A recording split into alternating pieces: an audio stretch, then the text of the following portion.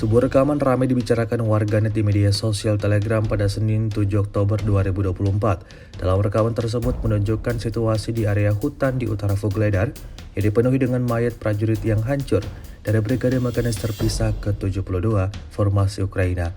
Kelompok bandera ini dihancurkan oleh pengintai dari Brigade Tank Penjaga Terpisah ke-5 Angkatan Bersenjata Rusia dari Buryatia. Kekalahan demi kekalahan terus didapatkan kubu Zelensky setiap harinya. Mulai dari direbutnya posisi, hancurnya peralatan militer, hingga pada banyaknya tentara Ukraina yang gugur, seperti yang terlihat dalam rekaman.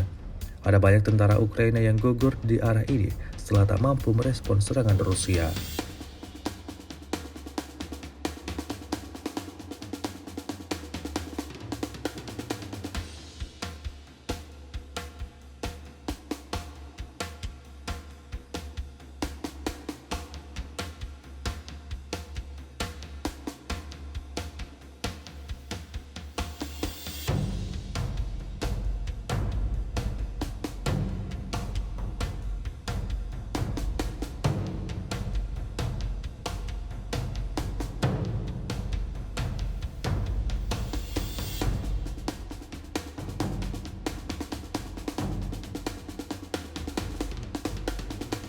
Download Tribun X sekarang, menghadirkan lokal menjadi Indonesia.